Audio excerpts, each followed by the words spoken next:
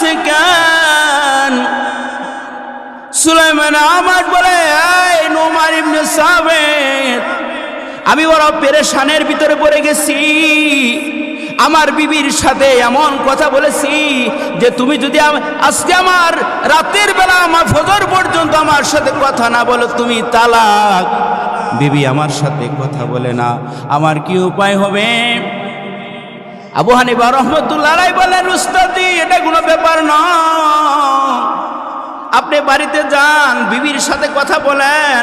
আরে বিবি তো আমার সাথে কথাই বলে না, তাহলে আমি কেমনে তার সাথে কথা বলবো? আপনি একতরফা কথা বলবেন যাতে করে আপনার বিবিটা রাতের বেলা না ঘুমা। আপনার কাজ হলো আপনার বিবিকে জাগ্রত রাখবেন, এটাই আপনার দায়িত্ব। আর যা করার আমি করব, আপনার বিবি তালাক ঠালাক হবে না, আপনি নিরাপদ থাকবেন, আপনার বিবি আপনার কাছেই থাকবে। সুলাইমান আমাশ আবু হানিফার কথা শুনিয়া নিশ্চিত মনে বাড়িতে চলে যা। বিবির সাথে অনেক কথোপকথনের চেষ্টা করে কথা বলে না। রাত জাগতে জাগতে একটা পর্যায়ে গভীর রাত, শেষ রাত, এমন সময় বাহির থেকে আজানের শব্দ শোনা যায়। বুঝবার বাকি নাই, এই তো তালাক হয়ে গেল। বিবি খুশি হইয়া স্বামীকে সালাম দিয়ে বলে, স্বামী চললাম, আপনি যে শর্ত দিয়েছেন শর্ত পূরণ হয়েছে, আমি আর আপনার কাছে নাই, 3 তালাক হয়ে গেছে, আমি বাড়ির দিকে চললাম।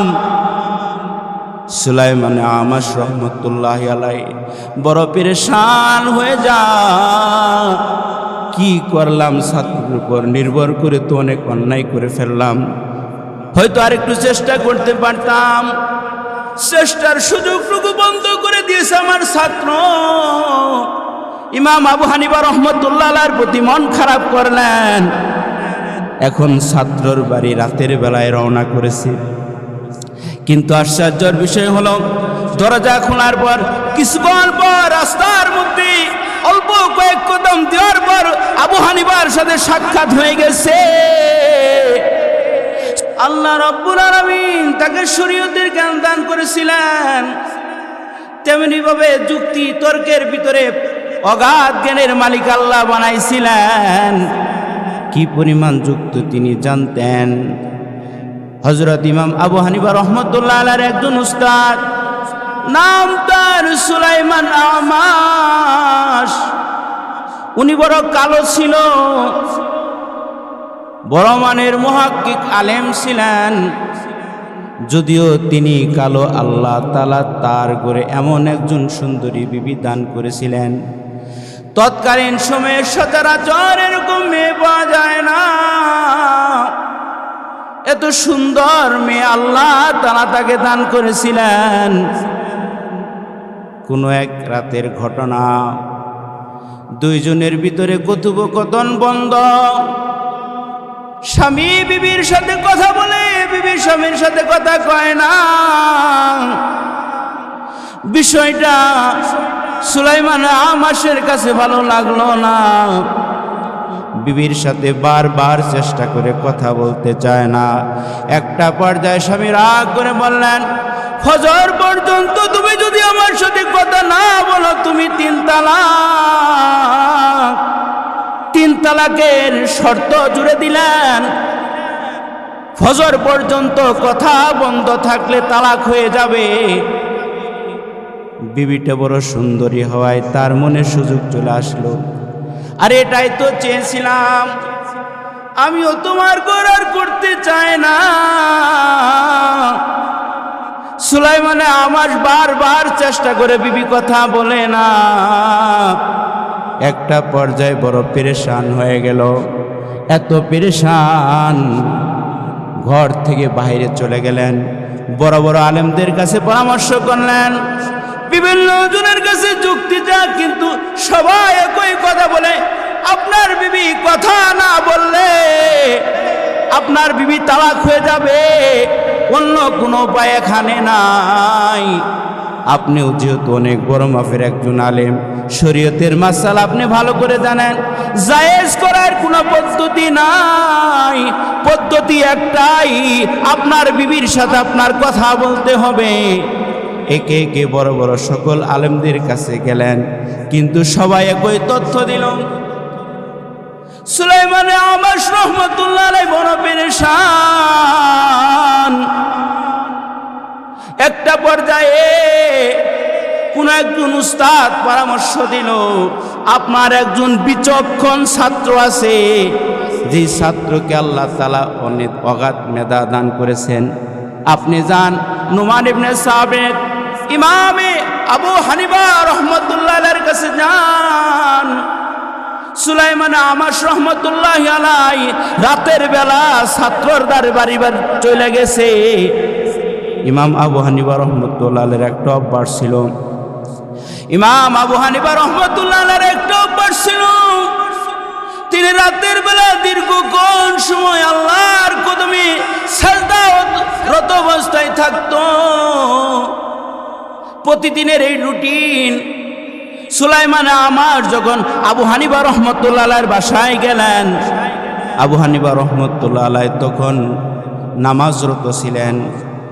উস্তাদের কণ্ঠ শুনিয়া নামাজ সংক্ষিপ্ত করলেন, সালাম বিনিময় হলো। উস্তাদজি, গভীর রাত্রে আমার দরবারে আমার কাছে কেন? সুলাইমান আমাশ বলে, এই নুমান ইবনে সাবিত, আমি বড় পেরেশানের ভিতরে পড়ে গেছি। আমার বিবির সাথে এমন কথা বলেছি যে তুমি যদি আজকে আমার রাতের বেলা আমার ফজর পর্যন্ত আমার সাথে কথা না বলো, তুমি তালাক। বিবি আমার সাথে কথা বলে না, আমার কি উপায় হবে? আবু হানিফা রহমতুল্লাহ আলাইহি বলেন, উস্তাদি, এটা কোনো ব্যাপার নয়, আপনি বাড়িতে যান, বিবির সাথে কথা বলেন। আরে বিবি তো আমার সাথে কথাই বলে না, তাহলে আমি কেমনে তার সাথে কথা বলবো?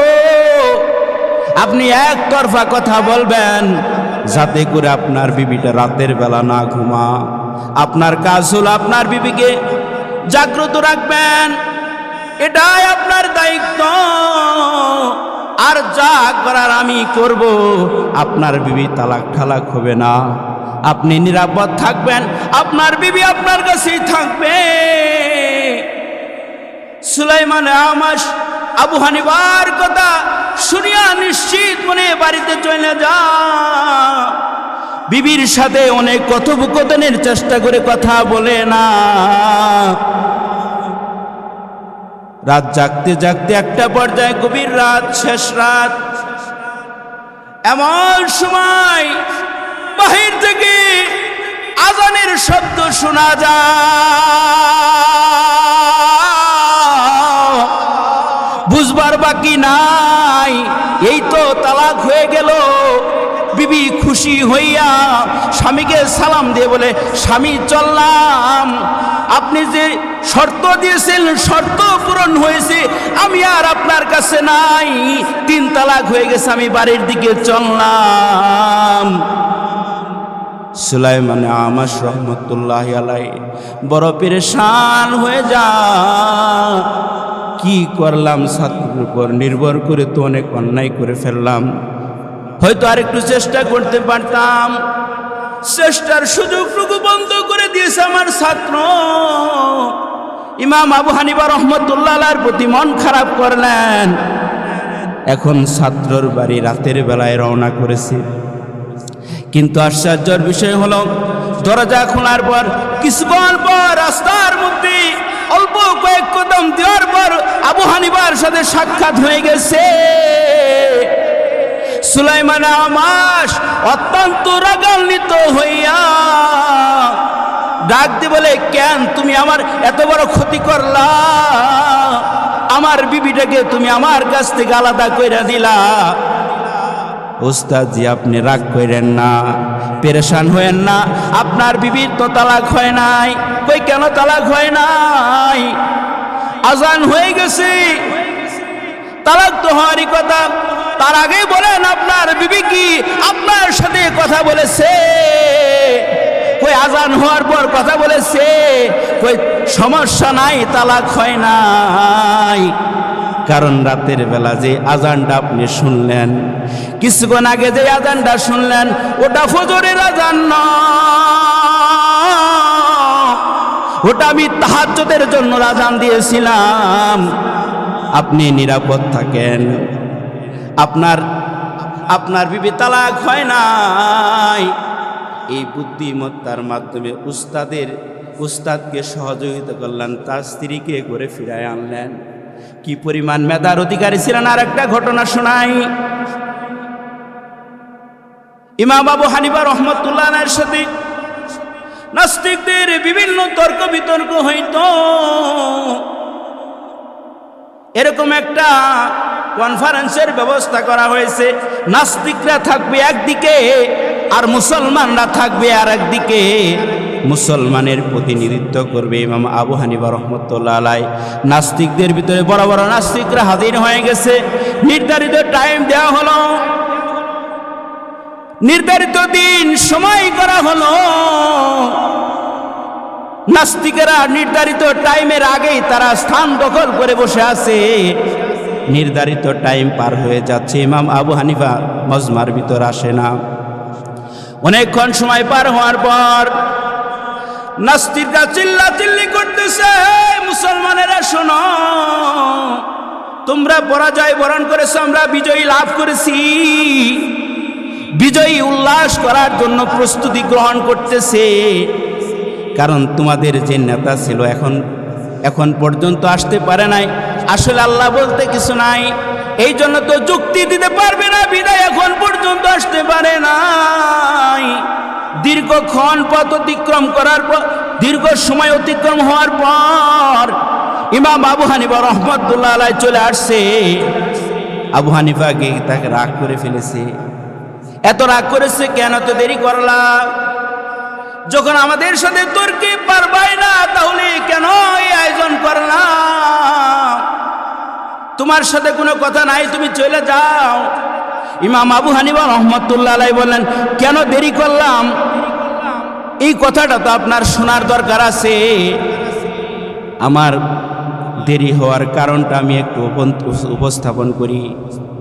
কই ঠিক আছে, আপনি বলেন। কই আমার আশার প্রতি এই কনফারেন্স পর্যন্ত, আমার বাড়ি থেকে এই কনফারেন্স পর্যন্ত আসার মাঝখানে একটা নদী আছে। আমি অনেক আগেই রওনা দিয়েছিলাম, কিন্তু নদীর কাছে এসে দেখি কোনো নৌকা নাই, মাঝি নাই, ব্রিজ কালভার্ট কিচ্ছু নাই, পারাপারের কোনো ব্যবস্থা নাই। আমি পড়ে গেলাম বিপদের ভিতরে। কেমন করে পার হব? পার হওয়ার কোনো পদ্ধতি নাই। হঠাৎ করে দেখলাম নদীর পাশে একটা বিশাল বড় গাছ। ওই গাছটা এমনি এমনি কাটা পড়লো। ওই গাছ থেকে তক্তা আরম্ভ হলো, তক্তা বাহির হতে আরম্ভ হইল। তক্তাগুলা জোড়া জোড়া লেগে লেগে নৌকা হয়ে গেল। ওই নৌকা দিয়ে মাঝি নাই, বৈঠা নাই, নদীর বিপরীত স্রোতের দিকে বেশে বেশে আমাকে নিয়ে আসছে। এই কারণে আমার এত দেরি হয়েছে। নাস্তিকরা বলল, আরে কুল বেকুবের সাথে কথা বলতেছি, তোমার মাথা ঠিক আছে? এটা কি সম্ভব?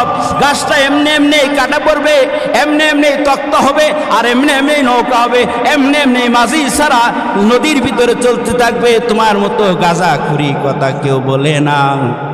তোমার সাথে আমাদের কোনো বাহাস নাই। রাখেন, আমার কথাটা যদি গাঁজাখুরি হয়, তাহলে এত বড় পৃথিবী, আল্লাহ এত বড় পৃথিবীর একজন পরিচালক ছাড়া কেমন করে চলে? প্রতিদিন পূর্ব দিক থেকে সূর্য উঠে পশ্চিমে যা, পূর্ব দিক থেকে চাঁদ উঠে পশ্চিমে যা, দিন যায় রাত আসে, চাঁদ আকাশের ভিতরে তারকা ওঠে। এই যে এতগুলো পরিবর্তন, এগুলার পিছনে একজন যদি না থাকে, এগুলা কেমন করে হয়? ইমাম আবু হানিফা রহমতুল্লাহ আলাইহির যুক্তির কাছে তারা হেরে যায়। এক পর্যায়ে অসংখ্য মানুষ কালিমা পড়ে মুসলমান হয়ে যায়। সুবহানাল্লাহ।